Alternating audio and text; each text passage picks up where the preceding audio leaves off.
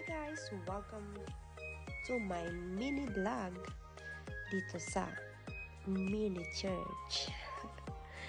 Hindi guys, ito yung Heydon Church dito sa Bermuda.